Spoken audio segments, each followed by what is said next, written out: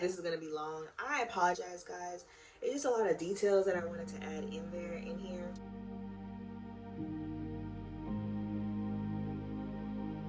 And as soon as I got up, y'all, I got up out of bed and shit was just everywhere. Not actual shit. Water started going everywhere. So I like ran. We have carpet in our room, so I not ran because the bathroom's like right next to our bed. So I walked really fast to the bathroom. I got some on the carpet near my side of the bed, but I had to rush to the bathroom. And thank God, as soon as I got to the bathroom, like water was everywhere. So my water broke at 5 something in the morning. I got that on video too, but I'm not gonna put it in this video. I'm gonna make a separate video. Water was everywhere, y'all. Like, and my water really broke. Like, I know I heard some people say there's like trickles down, but mine broke. So that's when I realized, like, girl, when your water breaks like that, especially, you're definitely in labor and your baby's gonna be here anytime soon. So I was like, dang it, I might have a baby. So water is everywhere. Mind you, my doctor was like, when your water breaks, you don't have to come straight to the hospital. Like, you just time your contractions. You get in the car when you're at 411. So 4 minutes, I always forget. Whatever, I'll put it on this screen here. I don't know why I'm drawing a blank, but anyway, they said you don't have to go to the hospital till then. So I had initially planned on laboring at home. So I was gonna labor at home until I pretty much couldn't take it anymore, and then I was gonna go. Because my doctor was like, when your water breaks, you can stay home for at least 12 hours, but don't go past 12 hours before coming to the hospital. So we're chilling. I went ahead and I woke Clavy up because, like I said, it was 5 a.m. at this time on Thursday, June 23rd, 5 a.m. So I woke him up. I was like, hey babe, just let you know my water just broke, but I'm fine. I can still talk. I was still talking to him through contractions. Everything was real good.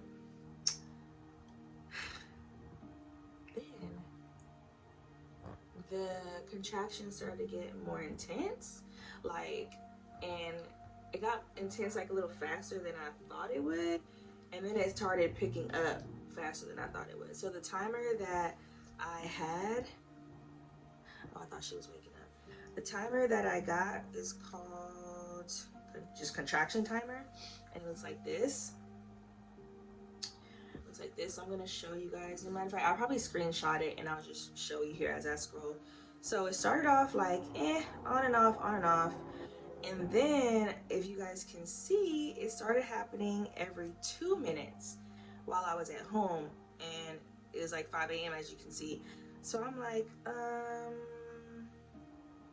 don't mind down there. That was right over there. I was like, maybe we should go, cause every 2 minutes for a minute don't sound right. So, and it was getting stronger. So we went ahead. By this time, it was around 7 something. We went ahead and got in the car because I was like, I don't want to chance it, because, you know, like when your water breaks, they're more exposed to, like, the baby's more exposed to like bacteria, or is that what they say, or infections or things like that. They're just more exposed to things that are inside of your uterus or whatever. So I was like, I don't want to chance it. Let me just go. So we hop in the car. I'm straight. I'm in the car, like, having contractions, but I can still talk through them. But they are getting more intense, but I'm good. Like, mind you, I had taken labor classes, y'all. Me and Clavy had taken labor classes together. Like, I had my breathing exercises down. I just knew everything was going to go according to plan. But, yeah, we're going to get there. We're going to get there. So, by this time, we get to the hospital. It's 8 o'clock. It's around 8 o'clock. And I went ahead, went through triage and all that, got checked in, and they checked me. When they checked me, I was only 2 centimeters dilated. I'm thinking, like, I'm at least 5. Like, I gotta be at least 5 because my contractions are every 2 minutes. Like, I gotta be at least 5. When that lady said, oh, you're 2 centimeters dilated, I was like, 2? That's it? So, but I didn't get discharged because my water had broke. Now, if my water hadn't broken, they would have sent me home because they want you to come to the hospital when you're they will keep you when you're 5 centimeters. But because my water broke, I was checked in and I got to stay there so they can monitor her because my water wasn't there anymore. Yeah. So we're at the hospital now. It's 8 o'clock. Everything's good. Like, I'm having the contractions. I'm laboring as normal. Everything's going, I guess, normally. So now rolls around, I want to say, hold on, let me check my timestamps because I don't want to get this wrong. We get there at 8 o'clock. So now it's around like, I want to say 2 o'clock. 2-ish. I didn't put that timestamp down. I forgot that time. That's why I should have wrote it when I first, right after I had her, so it'll be more fresh on my brain. But anyway, we're gonna estimate around 2 o'clock. Okay. Around 2 o'clock, my contractions started getting more and more intense. Okay. When I say intense, it was like back to back. I was having 1 minute contractions on, and then I would have only a minute break. And then it got down to I was having 1 minute contractions, and the contractions were very strong. Like every single contraction was very strong. So I was having 1 minute contractions and like 30-second breaks. And they were like coming back to back to back. And then on top of that, they were monitoring Noemi, and her heart rate started going up. Her heart rate started going up. And the nurse like came in the room and she was like, "You're contracting a lot." And I was like, "Yeah." Mind you, I was doing my breathing exercises.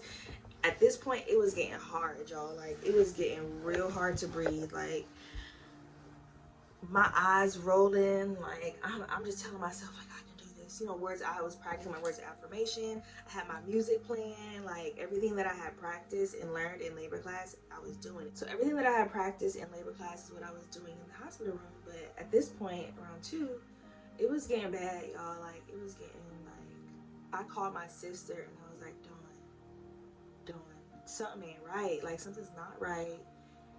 This is not regular. The nurse just came in and said I'm contracting a lot. I know I had a plan, because my original plan was to not get epidural. I was like, no epidural, hell no, heck no. So I was like, bruh, something ain't right. And the nurse came in and was like, you're contracting a lot. And my sister pretty much told me, like, bruh, if you need that epidural, do what you gotta do. I know you had a goal, but F what everybody else says, do what's best for you. Because honestly, my goal was to not have it, mainly for myself, but also to like carry on the legacy, because my mom never had epidural, my sister never had an epidural, and I just had to carry on that legacy. Like, it was just something that I just told myself that I had to do. But in that moment, y'all, it was really intense for me.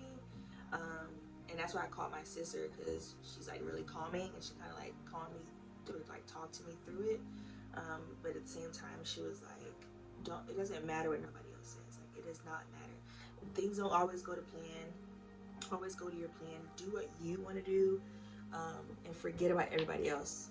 So in that moment, y'all, I was like, bruh, it's too much. It was way too much.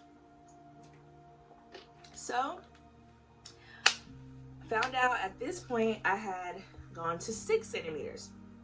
So I had labored with no medication until 6 centimeters, but I was like, shoot it up, because it was just getting a lot.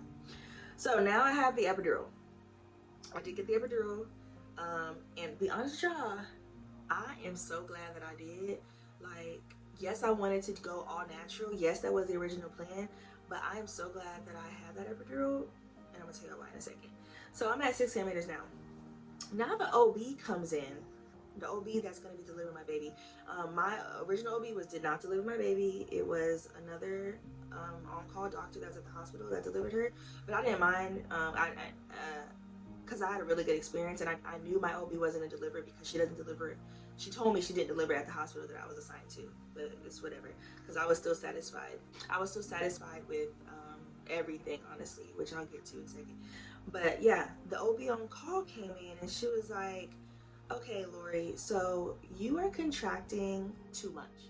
And even the OB asked the nurse, she was like, did you give her Pitocin or something? Because Pitocin is supposed to like cause you to have contractions. And the nurse was like, no, she just has an epidural. That's literally her body having all these contractions back to back. And even the OB was like, oh, wow, okay. So it went from me contracting a lot to me having too many contractions. And it was putting my baby in distress. She wasn't in distress yet, but her heart rate was really elevated. She at one point got to 194 over 80 over 70 something, and that's bad. So at 200 over something is when they get in distress, and I would have had to have an emergency C-section because she was in distress. But the highest that she hit was 194 over whatever. Now I also want to talk about this part because I don't think I explained it right because I don't understand blood pressure.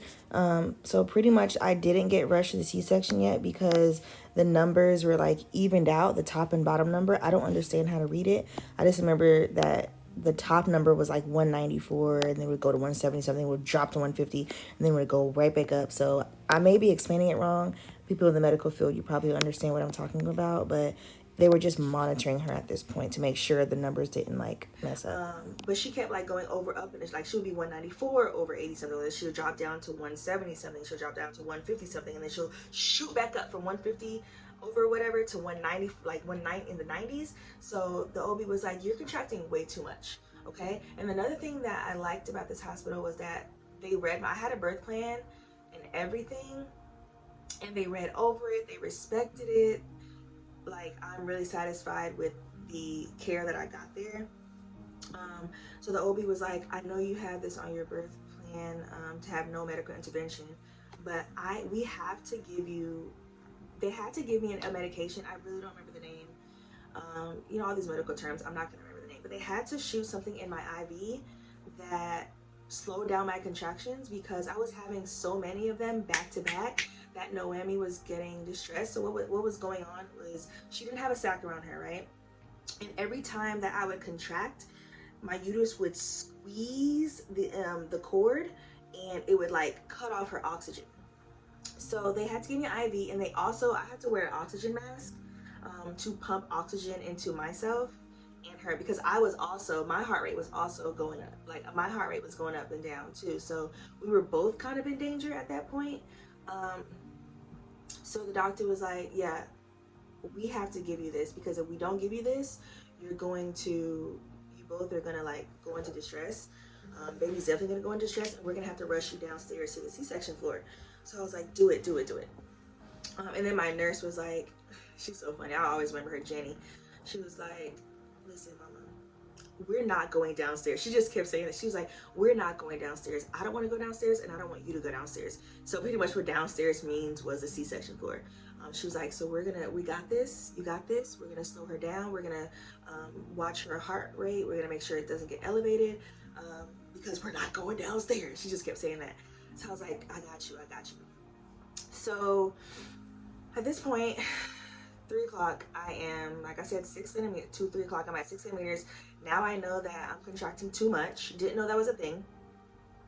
Now I know that baby's heart rate is really elevated, and if she hits 200, I gotta go downstairs. Now I also know that I am also like I'm not in distress. What is it called? My heart rate's also going up and down. So we're like all in. So now that we're at this part, you guys remember when I said I was trying to naturally induce labor and I was doing different things?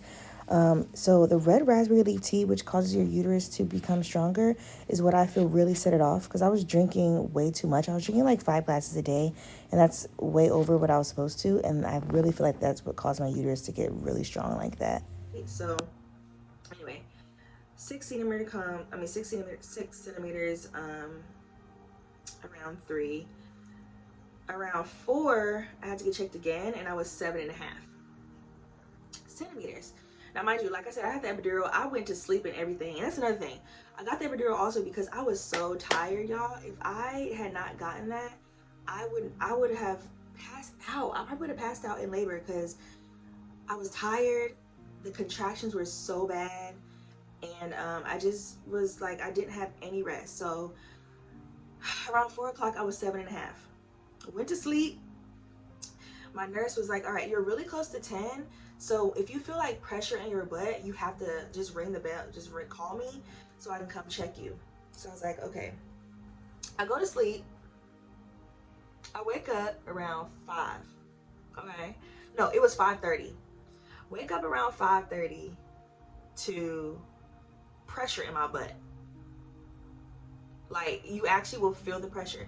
Even though when you have the epidural, you don't feel much, but you feel pressure, right? And the thing about my epidural, I had a working, is it called working or walking? I don't know. Pretty much I had an epidural where I could still move my legs, so I was able to change positions. So I could move my legs by myself, but it was really weird. It was still like numb, but I could still, my knees are hurting, so my camera's shaking is because I'm moving and I'm on the bed. So yeah, I had a working epidural where I could still move around in different positions. So I woke up at 5:30 to the pressure in my butt. So I was like, Clavy, I was my husband. I was like, Clavy, I think this baby coming out my vagina right now. So he was like, just call her. She told you to call when you feel the pressure in your butt. So I was like, yeah, let me call her. So I ring her up and she comes in there and she was like, you feel the pressure? And I was like, yeah. So she checks me and she said, you're 10 centimeters. Like, she was confused too. So I had pretty much gone from 7.5 to 10 centimeters in an hour. It was actually less than an hour. Because at that time when I was 7.5, when the OB checked me, it was like 4 something, a little past 4. And then, well, no, it was an hour. It was definitely an hour. So I had gone 3 centimeters in an hour because when the nurse checked me, it was 5:30. She was like, Mama, you're already 10 centimeters. It's time to start pushing. Like, she was like, it's time to start pushing. Your baby's right there. So I was like, I looked at Clavy, I said, well, shit. Strap it up, let's go. Let's go. Mind you, I'm talking because I have the epidural. Like, oh, it feels so good. It feels so good to like relax. So nurse came in. She was like, just getting ready. She was just telling me what to do, how to get ready. Now, mind you, movies really mess people up because you have this idea of labor and then you get into labor and it's nothing like it. So I'm thinking like it's gonna be more people in the room like with me pushing, but I was like, is it gonna be more people coming? She was like, oh no, for the first stage of pushing, it's just gonna be me, you, and your husband. So I was like, okay. So we start pushing at 5:30. No, well, it was like 5:45 by now because she checked me. I was 10 centimeters at 5:30, and now it's like 5:45 after she like gave me the rundown of what to do, how we're gonna push, how our knees are gonna be, the different positions we're gonna do, and all that stuff. So I started pushing around 5:45, and I guess she said I was pushing really, really good because baby was getting lower and lower. So I was at a negative, because it's like in stages from -3 to +3.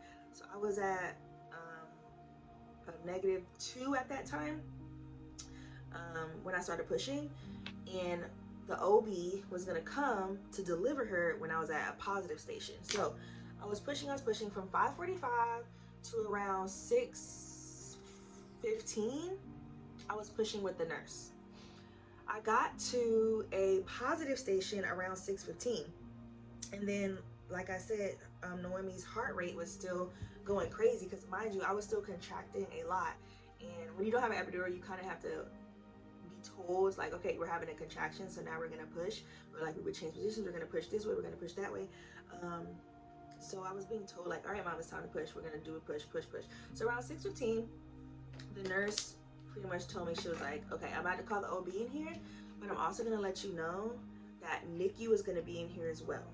So when she said that, I was like, why NICU gotta come in here, right?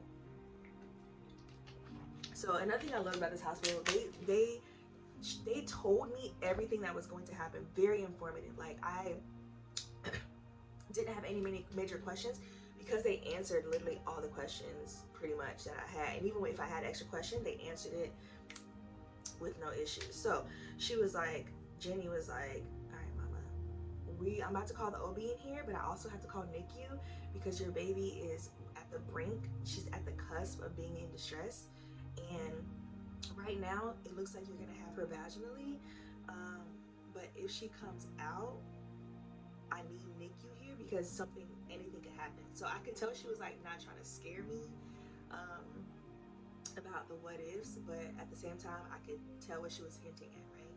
So she was like, yeah, NICU's gonna come with the OB. So it's 6:15.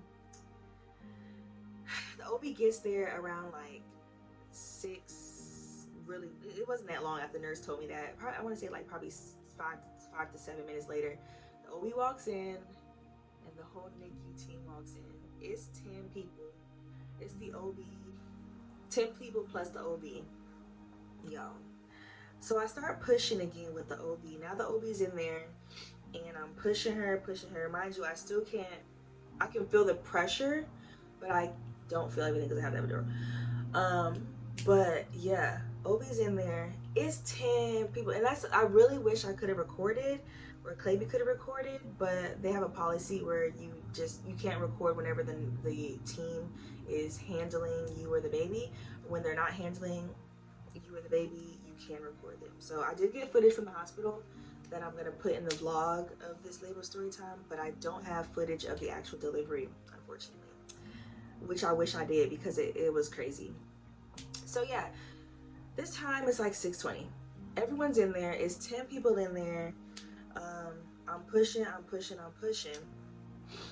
So I push for about 15 minutes with the OB, and my contractions are so strong that it's pretty much pushing it. Like, it's pushing her, not for me because I was pushing as well, but like my contractions are pushing her. So baby girl gets delivered at 6:41 p.m. She pops out, my cooter. They put her on my chest and they rub her. They started rubbing her. Like, it all happened so freaking fast too. They started rubbing her. She came out like limp. She wasn't crying at all. She had mucus all in her throat. Mucus was coming out of her nose, or like, it was mucus, but it was like something. It was something coming out of her nose and her mouth. It was leaking out of her mouth. So they rub her on. I got skin to skin only for like 10 seconds, y'all. Mind you, on my birth plan, I wanted to have skin to skin for an hour. I wanted to have like immediate skin to skin was my request. I wanted delayed cord clamping, which was my request. I wanted the vernix to stay on as long as possible, which was another request. All that, none of that happened. And it's because, and I'm not mad about it now that I'm thinking about it, because she had to get rushed to the warmer because she wasn't breathing. Like, she wasn't breathing. So she was moving, but she had so much stuff in her lungs, in her throat, in her nose, that she was like not breathing. So I had her on my chest for like 10 seconds, and they literally rushed her to the NICU. I mean, to the warmer. So I'm in the bed. The warmer is on my left side, and it's all these people. Clayby was on my left side as well. As soon as they rushed her over there, Clayby went over there, and a nurse came to this side of me. A nurse came to this side of me, and the rest of them were over on the warmer. They're trying to get her to cry, y'all. She's not crying. At this point, it's like so much happening. The only thing that was running through my mind was like, this is a stillbirth. She's not alive. So I'm like, I start getting crazy. Not gonna lie. Start getting crazy.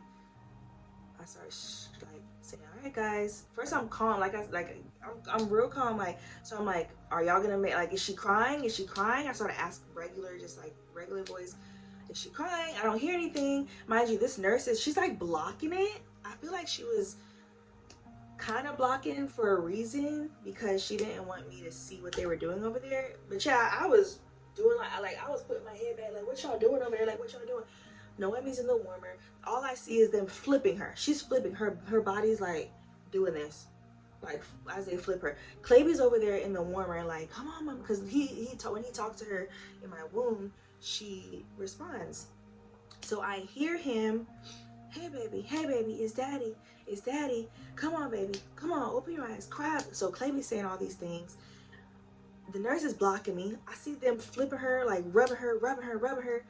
No noise, y'all. That was the, I don't even know how long it was. That lasted like, I feel like it lasted forever, y'all. I don't even know how long it lasted. But she was not crying.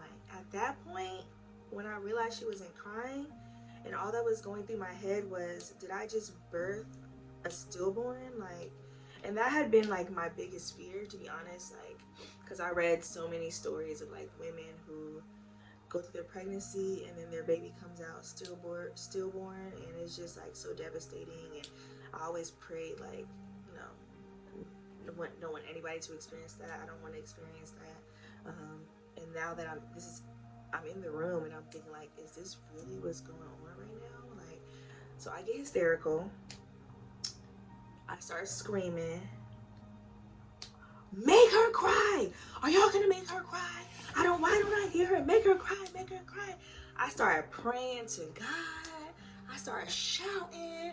Y'all, I'm yelling. Like, mind you, all this is happening. I'm still on the table. Now my legs are back open, and I did get a tear. I got a 2nd-degree internal tear. So all this is happening at the same time. Doctor starts to stitch me up. At the same time she starts to stitch me up, my freaking epidural is wearing off. I was told it doesn't wear off until like 2 to 3 hours. As soon as I pushed her out, y'all, and I'm looking like, what's going on over there, lady? Oh, okay. Fast forward. I fast forward a little bit. That didn't happen yet. I birthed while all this is happening. Still, my placenta is being birthed, which I birthed it naturally, and I was contracting so much, like it literally came out on its own. She didn't have to stick her hand in there and pull it out.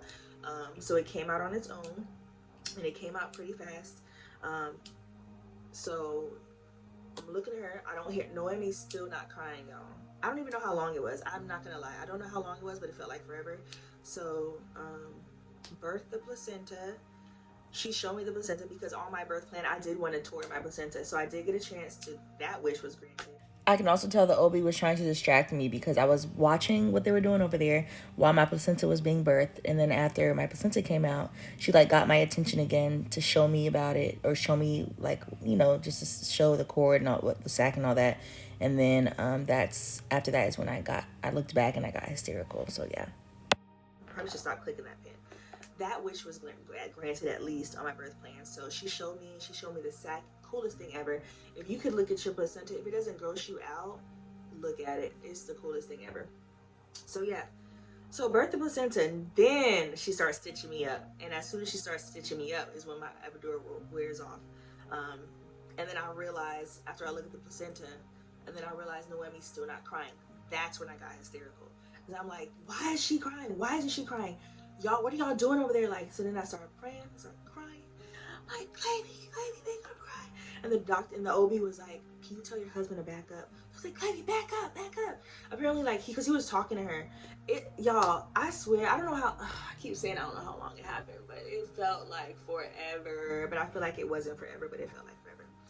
So I'm crying, I'm yelling, I'm shouting, I'm calling all my ancestors, like, my spirit. I was like, spirit guides, my guardian angels, dear God, make her like breathe life into my baby, Like, I'm hysterical, getting stitched up.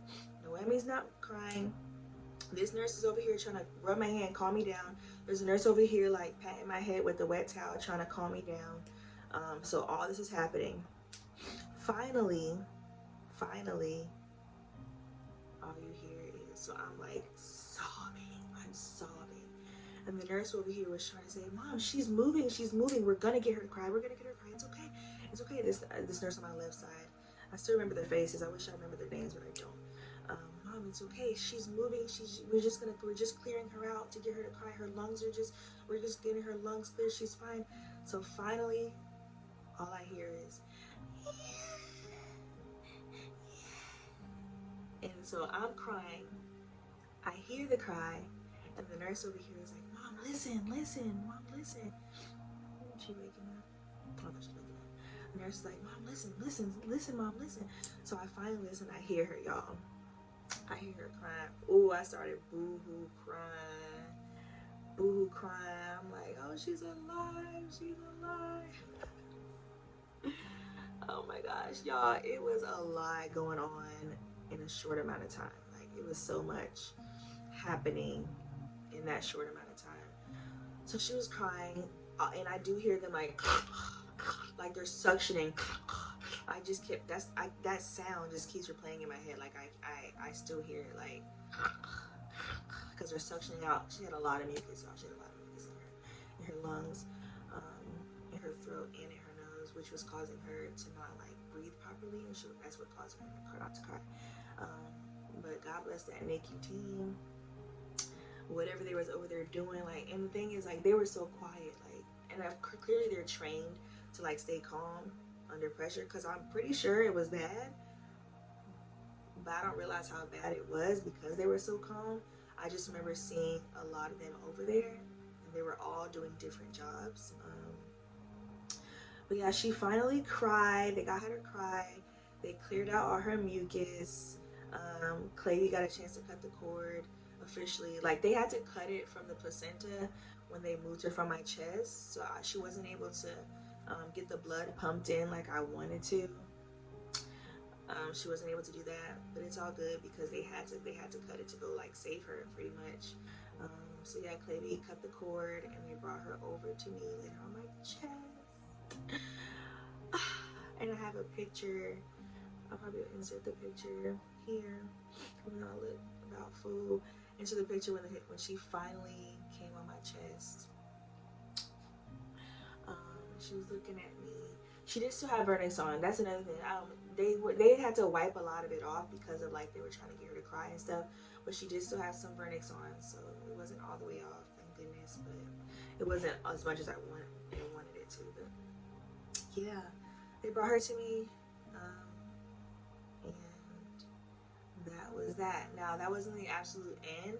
We did still have to get monitored. We had to stay an extra day. We had her on the 23rd.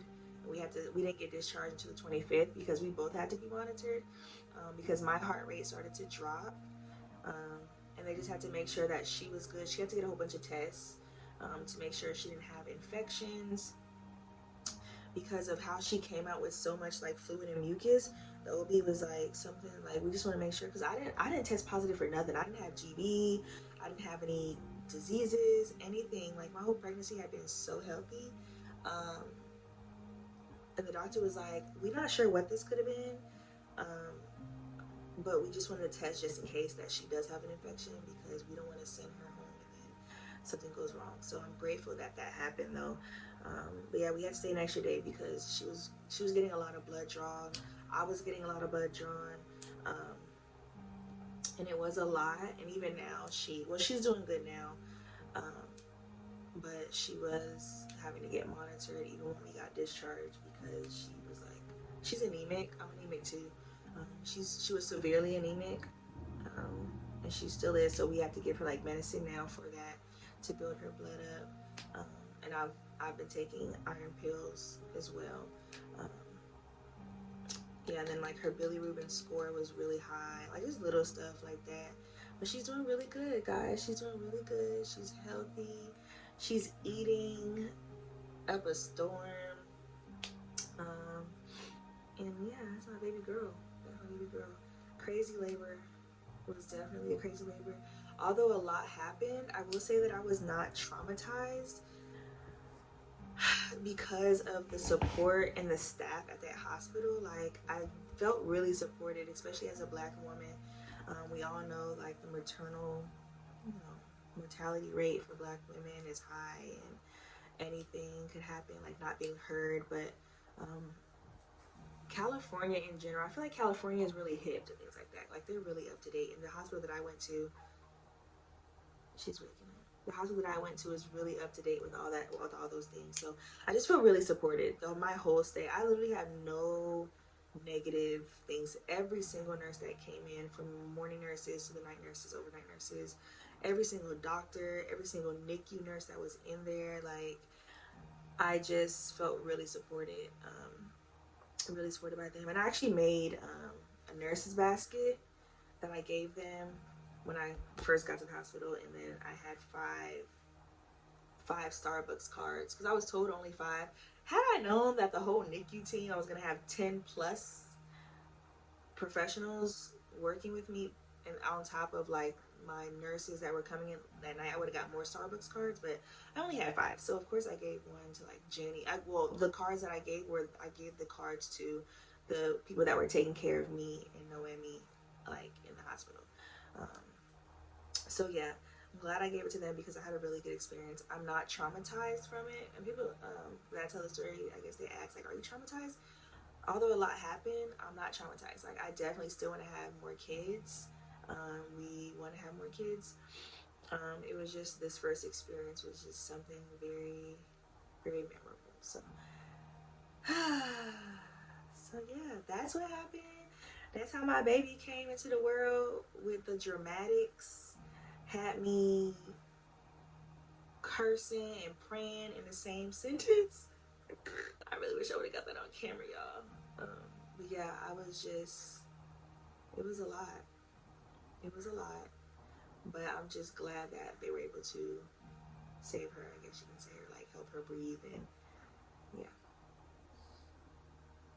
So yeah, that is the story of my labor. I feel like this is gonna be long. I apologize, guys. It's just a lot of details that I wanted to add in there. But yeah, baby girl is now, like I said, 10 days old. She's doing great. She's sleeping and eating and pooping, and that's all she does. Sleep, eat, poop, or eat, sleep, poop, whatever order. That's all she does. Just like a normal newborn. She is cluster feeding, so it's a lot. And I am breastfeeding, so it's a lot, but I love it. It's getting better. So yeah, that is the story of my labor. First time mom. Thank God I did not have to go downstairs to that C-section floor. I was able to have her vaginally, so I'm blessed to say that at least. But yeah, that is it. That's it. That's how Miss Noemi graced us with her presence, very dramatically. Alright guys, so that is the end of this video. Thank you so much for watching my labor and delivery story time. Stay tuned, because if I don't post a vlog before this video, I'm going to post it after so that you guys can get the story, the background story, before seeing the footage that I got. I'll probably do it that way. So yeah, after you watch this video, stay tuned for the vlog version of this story, the pieces that I got. So you can see like real time, like what was happening during my delivery, from my contractions all the way up to when she came. So yeah, and there's gonna be a lot. I'm gonna do a lot more videos with her that are gonna be coming up. So remember to like, comment, and subscribe to my channel. Now that she's here, we're gonna get more content with baby girl and just day to day. So yeah, I'm just glad that she slept through this whole video and she's still sleeping. So I'm just gonna let her sleep. So yeah, thank y'all for watching. I think that's it. Bye.